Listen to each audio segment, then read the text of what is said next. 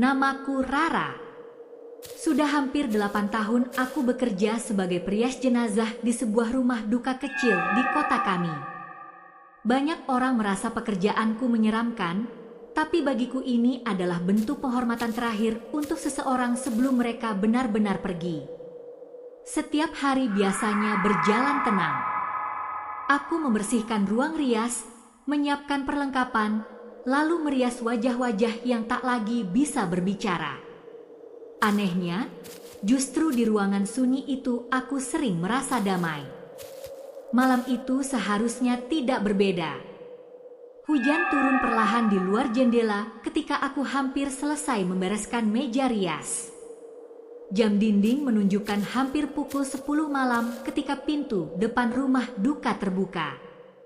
2 orang pria masuk sambil membawa sebuah peti berwarna putih.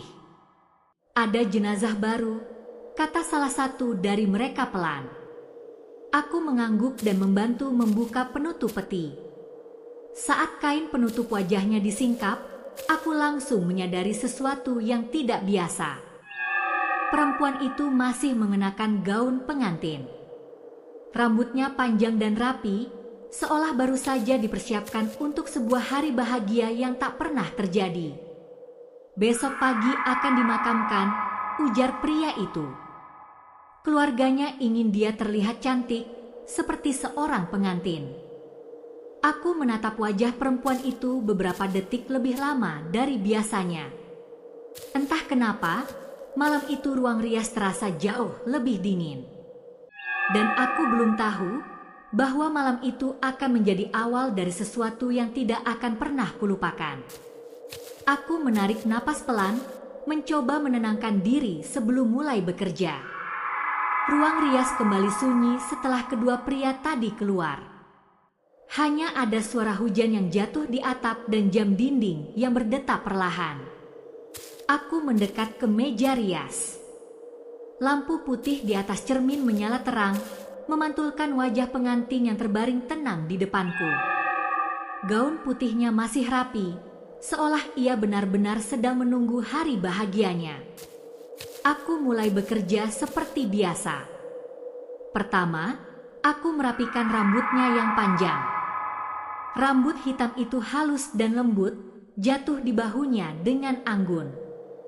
Lalu aku menyiapkan bedak dan kuas kecil di samping meja. "Aku akan membuatmu terlihat cantik," gumamku pelan, seperti yang selalu kulakukan pada setiap jenazah. Namun saat aku menatap wajahnya lebih dekat, ada sesuatu yang membuatku berhenti sejenak. Ekspresinya tidak sepenuhnya tenang. Alisnya sedikit berkerut, seolah sebelum semua ini terjadi, ia sempat memikirkan sesuatu yang berat. Sesuatu yang belum sempat ia katakan. Aku mencoba mengabaikan perasaan aneh itu dan mulai merias wajahnya perlahan. Kuasku bergerak lembut di pipinya. Semuanya berjalan normal, sampai tiba-tiba lampu di ruang rias berkedip sekali. Aku menoleh ke arah lampu. Kabelnya mungkin basah karena hujan, pikirku. Ketika aku kembali menatap wajah pengantin itu, entah kenapa rasanya seperti ada yang berubah. Bulu kuduku perlahan berdiri. Aku mendekat sedikit lagi, memastikan. Lalu tepat saat kuasku menyentuh kelopak matanya, aku merasa seperti ada hembusan napas yang sangat pelan di dekat telingaku. Padahal di ruangan itu, hanya ada aku dan pengantin itu saja. Tanganku langsung berhenti bergerak. Kuas kecil yang tadi kugunakan masih menggantung di udara. Jantungku berdetak sedikit lebih cepat, tapi aku mencoba tetap tenang. "Mungkin hanya perasaanku," gumamku pelan. Aku menoleh ke belakang. Ruang rias tetap sama seperti tadi. Meja rias, cermin besar, kursi kosong, dan jendela yang berembun karena hujan di luar. Tidak ada siapa-siapa. Aku menarik napas panjang lalu kembali fokus pada pekerjaanku. "Tenang, Rara, kau hanya lelah," kataku dalam hati. Kuasku kembali menyentuh wajah pengantin itu dengan hati-hati. Aku mulai merapikan alisnya agar terlihat lebih lembut. Cahaya lampu membuat wajahnya tampak pucat namun tetap cantik. Namun semakin lama aku menatapnya, semakin terasa aneh. Rasanya seperti ia sedang ingin mengatakan sesuatu. Aku menggeleng kecil, mencoba menepis pikiran itu. Sudah bertahun-tahun aku melakukan pekerjaan ini. Aku tahu bagaimana caranya menjaga pikiranku tetap rasional. Tiba-tiba, lampu kembali berkedip. Sekali, dua kali. Ruangan menjadi sedikit redup sebelum kembali terang. Aku menghela napas kesal. Lampu ini benar-benar harus diganti, gumamku. Saat aku kembali mendekat ke wajah pengantin itu, tiba-tiba sesuatu terjadi. Kelopak matanya sedikit bergerak. Aku langsung mundur setengah langkah. Tidak mungkin, bisikku. Aku menatap wajahnya dengan saksama, mencoba memastikan apakah aku hanya salah melihat. Beberapa detik berlalu dalam keheningan. Tidak ada gerakan lagi. Aku hampir saja menarik napas lega ketika tiba-tiba sebuah suara yang sangat pelan terdengar tepat di dekatku. Begitu pelan hingga hampir seperti hembusan angin. Namun aku jelas mendengarnya. Tolong! Tubuhku langsung membeku. Suara itu datang dari pengantin yang sedang kurias. Tubuhku terasa kaku. Beberapa detik aku hanya berdiri menatap wajahnya, mencoba memahami apa yang baru saja kudengar. Tidak, ini tidak mungkin, bisikku. Tanganku gemetar ketika aku mendekat lagi. Wajah pengantin itu masih sama seperti sebelumnya, tenang, pucat, dan diam. Tidak ada tanda-tanda ia bergerak. Ruang rias kembali sunyi. Hanya suara hujan di luar yang terdengar pelan. Aku menelan ludah dan mencoba berpikir logis. Mungkin aku terlalu lelah. Mungkin pikiranku sedang bermain-main karena suasana malam yang sepi. Aku kembali mengangkat kuas rias. Namun tepat ketika aku hampir menyentuh pipinya, suara itu terdengar lagi. Lebih jelas dari sebelumnya. Tolong aku. Kuas di tanganku jatuh ke meja dengan bunyi kecil. Aku mundur perlahan, jantungku berdetak keras. Mataku tidak lepas dari wajah pengantin itu. Lalu untuk pertama kalinya sejak malam itu dimulai, bibirnya yang pucat tampak bergerak sangat sedikit. Aku hampir tidak berani bernapas. Siapa? Tanyaku dengan suara bergetar. Tidak ada jawaban selama beberapa detik. Aku bahkan mulai berpikir mungkin aku sudah kehilangan akal sehat. Namun kemudian, suara itu kembali terdengar. Sangat pelan. Sangat lemah. Suamiku. Aku menatap wajahnya dengan bingung. Suaminya? Bukankah seharusnya ia baru saja akan menikah? Sebelum aku sempat memahami maksudnya, bisikan itu melanjutkan kalimatnya. Kalimat yang membuat seluruh tubuhku terasa dingin. Suamiku yang menyebabkan semua ini. Kalimat itu menggantung di udara seperti kabut dingin yang tak terlihat. Aku berdiri terpaku di samping meja rias. Jantungku berdetak begitu keras hingga rasanya seluruh ruangan bisa mendengarnya. Tidak mungkin, bisikku pelan. Aku menatap wajah pengantin itu sekali lagi. Wajahnya kembali diam seperti sebelumnya, seolah tidak pernah mengatakan apapun. Beberapa detik berlalu. Tidak ada suara. Tidak ada gerakan. Aku memegang tepi meja rias untuk menenangkan diri. Selama bertahun-tahun bekerja di rumah duka ini, aku sudah menghadapi berbagai hal aneh. Namun belum pernah ada yang seperti ini. Aku menelan ludah. Kalau ini hanya hayalanku, kenapa terasa begitu nyata? Pikirku. Perlahan aku memberanikan diri mendekat lagi. "Siapa namamu?" tanyaku dengan suara hampir berbisik. Ruangan tetap sunyi. Aku hampir menyerah ketika tiba-tiba udara di sekitarku terasa lebih dingin. Lalu suara itu terdengar lagi. "Maya." Namanya Maya. Aku memejamkan mata sebentar, mencoba mengumpulkan keberanian. "Maya, apa yang sebenarnya terjadi padamu?" tanyaku pelan. Beberapa detik tidak ada jawaban. Namun kemudian, suara itu kembali muncul, lemah, seolah datang dari tempat yang sangat jauh. Aku tahu rahasianya. Bulu kuduku langsung berdiri. "Rahasia apa?" bisikku. Lalu bisikan itu melanjutkan kalimatnya dengan suara yang lebih lirih. "Dia tidak mencintaiku." Aku merasakan napas tercekat di tenggorokanku. Namun sebelum aku bisa bertanya lebih jauh, lampu di ruang rias tiba-tiba padam seketika. Ruangan itu langsung tenggelam dalam kegelapan. Aku terdiam di tempatku berdiri. Tidak ada cahaya sama sekali kecuali kilatan samar dari luar jendela saat petir jauh menyala di langit. Suara hujan terdengar lebih jelas sekarang, seperti menekan atap rumah duka dengan irama pelan yang menegangkan. "Tenang, tenang, Rara," bisikku pada diriku sendiri.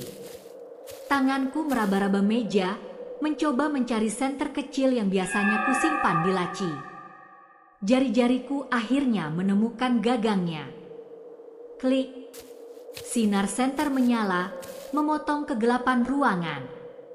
Cahaya itu langsung jatuh ke arah meja rias dan ke wajah pengantin itu. Ia masih terbaring di tempat yang sama, mengenakan gaun putihnya yang rapi. Rambutnya tetap tertata indah seperti sebelumnya. Namun sesuatu membuatku menahan napas. Kepalanya sekarang sedikit miring ke arahku. Aku yakin sebelumnya wajahnya menghadap lurus ke atas. Perlahan-lahan rasa dingin menjalar di punggungku. Tidak, aku pasti hanya salah ingat. Gumamku mencoba menenangkan diri. Dengan langkah ragu, aku mendekat lagi. Sinar senter menyapu wajahnya. Kelopak matanya tertutup. Bibirnya diam. Seolah tidak pernah terjadi apapun. Aku hampir saja menghela napas lega ketika lampu ruangan tiba-tiba menyala kembali. Cahaya terang memenuhi ruang rias. Aku berkedip beberapa kali menyesuaikan mata. Lalu aku melihat sesuatu di cermin besar di depan meja rias. Pantulan diriku terlihat jelas di sana. Namun tepat di belakangku, di dalam pantulan cermin itu, pengantin bernama Maya tampak membuka matanya perlahan. Tubuhku langsung kaku. Aku berdiri membelakangi meja rias, tetapi melalui pantulan cermin aku bisa melihat semuanya dengan jelas. Kelopak mata itu terbuka sedikit demi sedikit, memperlihatkan tatapan yang kosong namun penuh kesedihan. Jantungku berdegup sangat keras. Perlahan, dengan keberanian yang tersisa, aku menoleh ke belakang. Namun saat aku benar-benar menatap wajahnya, matanya sudah kembali tertutup seperti semula. Aku membeku. Tidak, aku tidak salah lihat, bisikku pada diri sendiri. Tanganku gemetar ketika aku kembali menghadap cermin. Pantulanku terlihat pucat. Aku bahkan hampir tidak mengenali wajahku sendiri. Beberapa detik berlalu dalam keheningan yang berat. Lalu tiba-tiba suara lembut itu terdengar lagi. Lebih dekat dari sebelumnya. "Kau bisa melihatku." Aku menoleh cepat ke arah pengantin itu. Wajahnya masih terbaring tenang, Tetapi kali ini aku tidak lagi meragukan apa yang terjadi. Maya, panggilku pelan. Suara itu kembali terdengar, seperti datang dari sela-sela udara di ruangan itu. Hanya kau yang bisa mendengarku.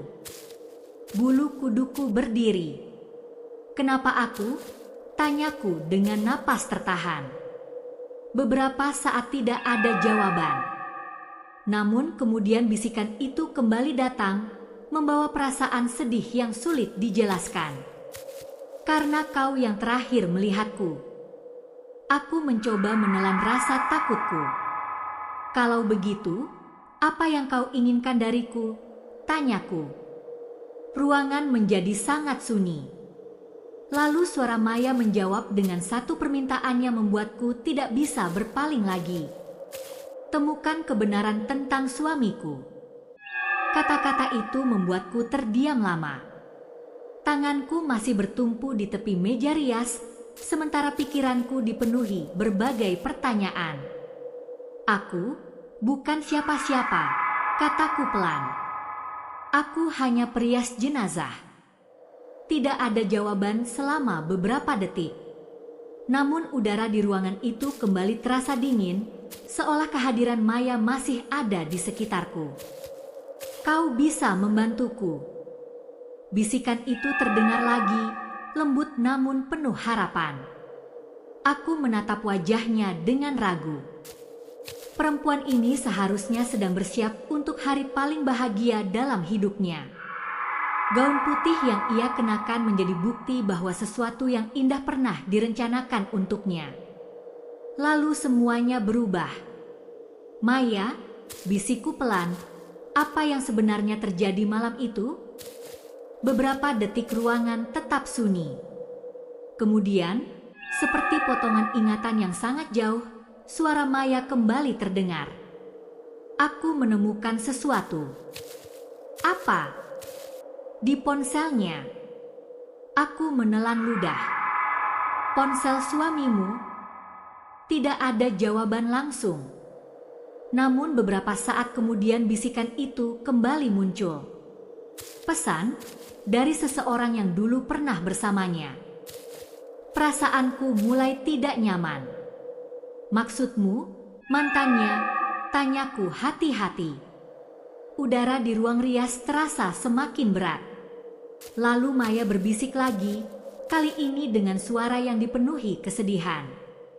Aku tahu mereka masih bertemu.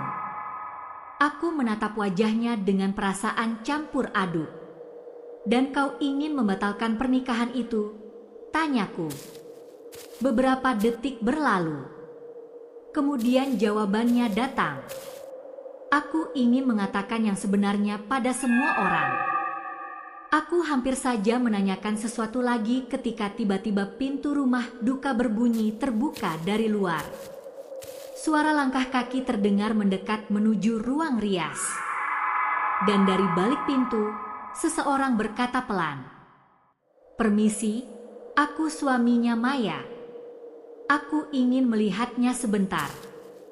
Kalimat itu membuat napasku tertahan. Aku langsung menoleh ke arah pintu ruang rias yang perlahan terbuka. Seorang pria berdiri di sana. Usianya mungkin sekitar 30 tahun, mengenakan kemeja gelap yang sedikit basah oleh hujan. Wajahnya terlihat lelah, tetapi juga sangat tenang. "Tentu," jawabku pelan, mencoba terdengar biasa. Pria itu melangkah masuk ke ruangan. "Aku Ardi," katanya. "Terima kasih sudah merias Maya." Aku mengangguk singkat. Namun di dalam hatiku, kata-kata Maya tadi terus terngiang. Temukan kebenaran tentang suamiku. Ardi berjalan mendekati meja rias. Ia menatap wajah Maya cukup lama tanpa berkata apapun. Dari tempatku berdiri, aku mencoba memperhatikan ekspresinya. Sulit menebak apa yang ia rasakan. Sedih, mungkin. Tapi ada sesuatu yang terasa aneh. Ia terlihat terlalu tenang. "Dia terlihat cantik," kata Ardi akhirnya. Aku hanya mengangguk lagi. Saat itulah aku melihat sesuatu di tangannya. Sebuah ponsel berwarna putih. Tiba-tiba kata-kata Maya sebelumnya teringat jelas di kepalaku. Aku menemukan sesuatu di ponselnya. Ardi meletakkan ponsel itu di atas meja kecil di samping peti. Lalu ia menundukkan kepala sebentar, seolah sedang berdoa. Ruangan kembali sunyi. Namun tiba-tiba, tepat di samping telingaku, bisikan Maya kembali terdengar. Sangat pelan. Itu ponselnya. Aku langsung menahan napas. Mataku perlahan berpindah ke ponsel di meja kecil itu. Sementara Ardi masih berdiri membelakangi kami, menatap wajah Maya. Lalu bisikan itu melanjutkan kalimatnya. Lihat pesannya. Bisikan Maya membuat jantungku kembali berdetak lebih cepat. Aku menatap ponsel putih yang tergeletak di meja kecil itu. Ardi masih berdiri di dekat peti, menatap wajah Maya dengan diam. Seolah sedang tenggelam dalam pikirannya sendiri. Aku mencoba terlihat sibuk merapikan alat rias. Perlahan aku melangkah mendekati meja kecil itu. Ponsel itu menyala sebentar, mungkin karena ada pesan baru yang masuk. Layar terang itu langsung menarik perhatianku. Di layar terlihat sebuah nama kontak. Nina. Pesannya sangat singkat. Apa semuanya sudah selesai? Aku menelan ludah. Belum sempat aku berpikir lebih jauh, Ardi tiba-tiba berbalik. Aku cepat-cepat memalingkan pandangan, pura-pura merapikan kuas rias di meja. Maaf kalau aku terlalu lama di sini, kata Ardi pelan. Tidak apa-apa, jawabku. Namun saat Ardi mengambil kembali ponselnya, bisikan Maya terdengar lagi. Itu dia. Aku merasakan udara di ruangan itu kembali menjadi dingin. Lalu Maya berbisik dengan suara yang hampir seperti hembusan napas. Perempuan itu. Kata-kata Maya membuat pikiranku dipenuhi tanda tanya. Ardi menyimpan ponselnya ke dalam saku lalu menatap wajah Maya untuk terakhir kalinya malam itu. Terima kasih sudah meriasnya, katanya padaku sebelum berjalan menuju pintu. Aku hanya mengangguk. Begitu pintu tertutup dan langkah kakinya menjauh, ruang rias kembali sunyi. Aku langsung menoleh ke arah Maya. Maya, siapa Nina? Tanyaku pelan. Beberapa detik tidak ada jawaban. Lalu suara itu kembali terdengar. Dia mantannya. Aku menghela napas pelan. Dan mereka masih berhubungan? Keheningan kembali memenuhi ruangan sebelum Maya menjawab. Aku melihat pesan mereka malam sebelum semuanya terjadi. Aku merasakan sesuatu yang tidak nyaman di dadaku. Maya, apakah Ardi tahu kau melihat pesan itu? Beberapa detik berlalu. Lalu suara Maya berbisik lagi. Aku ingin menanyakannya. Aku menunggu kelanjutan kalimat itu. Namun suara Maya menjadi lebih pelan. Tapi setelah itu, semuanya berubah. Aku menatap wajah Maya dengan hati-hati. Maksudmu? Malam sebelum pernikahanmu? Suara Maya terdengar lagi, kali ini seperti potongan ingatan yang tidak utuh. Aku melihat mereka berbicara. Di mana? Di taman dekat gedung pernikahan. Aku mencoba membayangkan kejadian itu. Mereka bertemu di sana. Beberapa detik sunyi. Kemudian Maya menjawab. Mereka tidak tahu aku melihat. Bulu kuduku berdiri. Lalu, suara Maya semakin lirih. Aku ingin membatalkan semuanya. Aku menelan ludah. Namun kemudian Maya melanjutkan dengan kalimat yang membuatku semakin yakin ada sesuatu yang tidak beres. Aku bilang aku tahu semuanya. Ruangan terasa lebih dingin. Dan setelah itu, tanyaku pelan. Beberapa saat tidak ada jawaban. Lalu Maya berbisik lagi. Setelah itu aku tidak ingat apa-apa. Aku berdiri diam memikirkan semua yang kudengar. Jika semua ini benar, berarti Maya sempat mengetahui hubungan Ardi dengan mantannya sebelum pernikahan. Maya, kataku pelan, apakah ada sesuatu yang bisa membuktikan itu? Beberapa detik berlalu. Lalu Maya berbisik lagi. Pesan itu. Pesan di ponselnya. Ya. Aku menghela napas panjang. Tapi ponselnya selalu di bawah Ardi. Ruangan kembali sunyi. Lalu Maya berkata sesuatu yang membuatku terkejut. Bukan hanya di ponselnya. Aku langsung menatap wajahnya. Apa maksudmu? Beberapa detik kemudian Maya menjawab. Aku menyimpan sesuatu. Di mana? Bisikan itu datang perlahan. Di kamar pengantin. Kalimat itu terus terngiang di kepalaku. Kamar pengantin yang dimaksud Maya tentu berada di gedung tempat pernikahan mereka seharusnya berlangsung. Namun sekarang semuanya sudah berubah. Aku menatap wajah Maya dengan ragu. Maya, bagaimana aku bisa mencarinya? Tidak ada jawaban. Beberapa saat kemudian suara Maya terdengar lagi. Kau harus pergi ke sana. Aku menghela napas berat. Gedung itu berada cukup jauh dari rumah duka, dan aku bahkan tidak tahu apakah aku diizinkan masuk. Maya, aku hanya orang asing bagi mereka, kataku. Namun Maya berbisik lagi. Hanya kau yang tahu kebenarannya. Aku terdiam lama. Jika aku tidak melakukan apa-apa, rahasia Maya mungkin akan hilang selamanya. Namun jika aku ikut campur, aku tidak tahu apa yang akan terjadi. Aku menatap wajah pengantin itu sekali lagi. Akhirnya aku berkata pelan, "Baik, aku akan mencoba." Begitu kata-kata itu keluar dari mulutku, udara di ruang rias terasa sedikit berubah. Seolah Maya mendengarnya. Aku melihat jam di dinding.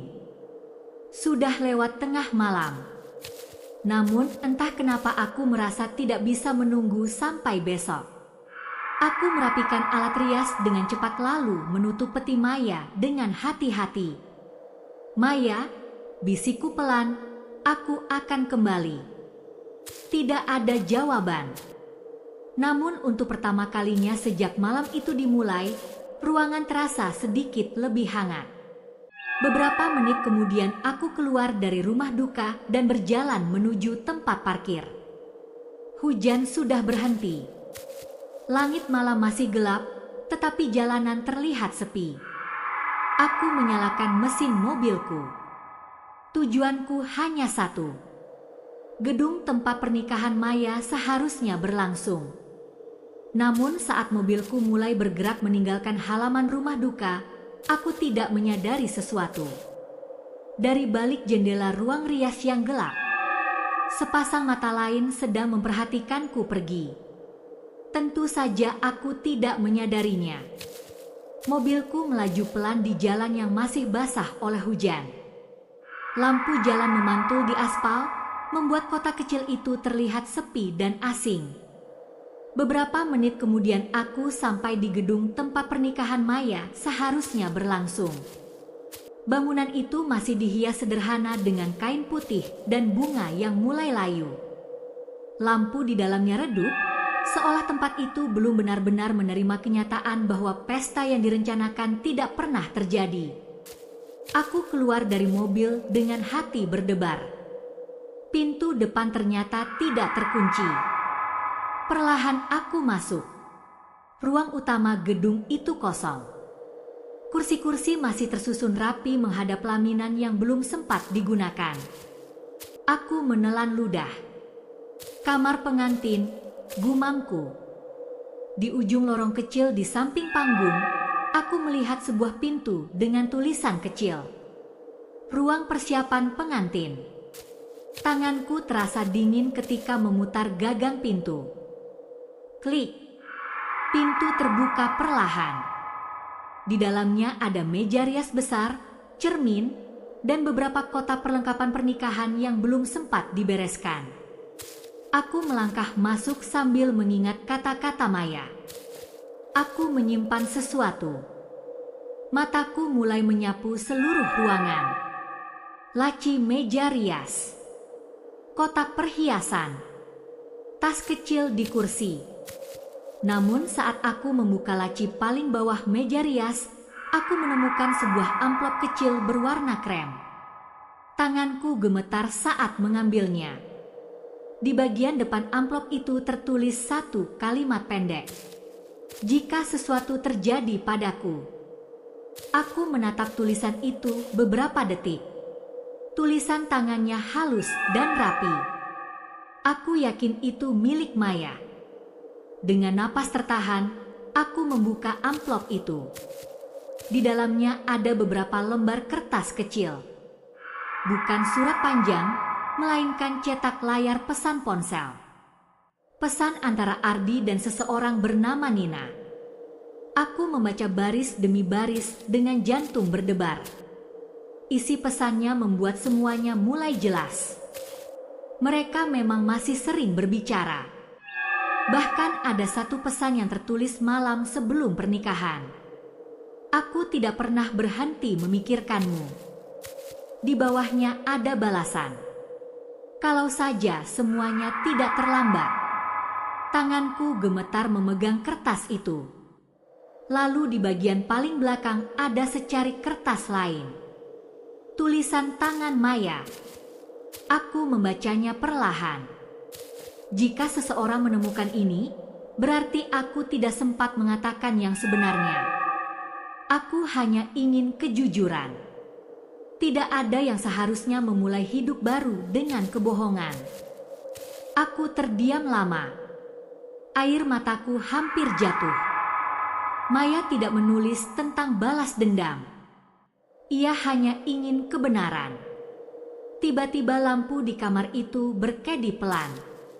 Aku menoleh ke arah cermin meja rias. Dan di pantulan cermin itu, Maya berdiri di belakangku dengan gaun pengantinnya. Wajahnya tidak lagi sedih. Ia hanya menatapku dengan tenang. "Terima kasih," bisiknya. Aku menoleh cepat ke belakang. Namun ruangan itu kembali kosong. Hanya aku yang berdiri di sana, memegang amplop berisi kebenaran yang disimpan Maya. Keesokan paginya, aku kembali ke rumah duka. Upacara pemakaman Maya berlangsung dengan tenang. Banyak orang datang untuk mengucapkan perpisahan terakhir. Ardi juga ada di sana. Wajahnya terlihat sangat lelah. Aku berdiri beberapa langkah darinya, memikirkan apa yang harus kulakukan. Amplop itu masih ada di tanganku. Akhirnya aku berjalan mendekat. "Ini milik Maya," kataku pelan sambil menyerahkan amplop itu. Ardi menatapku dengan bingung sebelum mengambilnya. Aku tidak mengatakan apapun lagi. Namun ketika ia membuka amplop itu dan mulai membaca isinya, ekspresinya perlahan berubah. Ia menundukkan kepala lama sekali. Tidak ada kemarahan. Tidak ada teriakan. Hanya keheningan yang berat. Setelah pemakaman selesai, orang-orang mulai meninggalkan tempat itu satu persatu. Langit sore terlihat tenang. Aku berdiri di dekat makam Maya beberapa saat lebih lama. "Aku sudah melakukan yang kau minta," bisikku pelan. Angin lembut bertiup melewati pepohonan di sekitar pemakaman. Untuk sesaat aku merasa seperti ada seseorang berdiri di sampingku. Bukan dengan rasa takut, melainkan dengan perasaan damai. Aku menoleh perlahan. Tentu saja tidak ada siapa-siapa.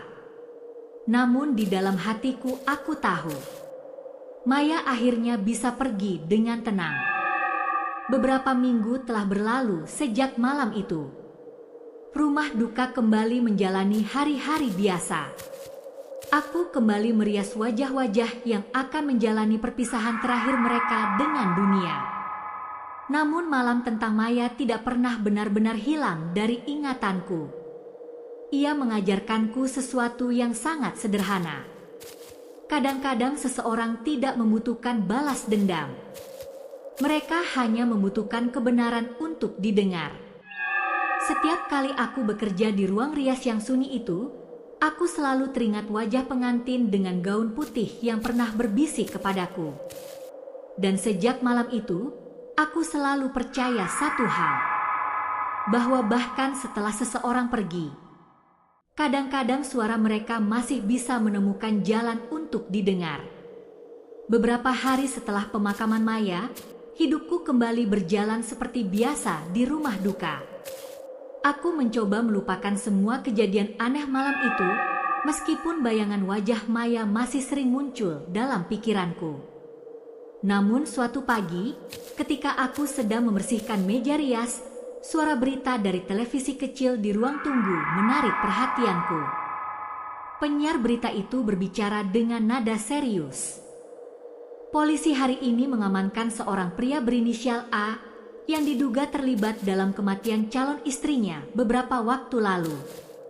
Tanganku langsung berhenti bergerak. Aku berjalan mendekati televisi dengan jantung berdebar. Di layar muncul gambar seorang pria yang sedang dibawa oleh beberapa petugas. Aku mengenal wajah itu. Ardi.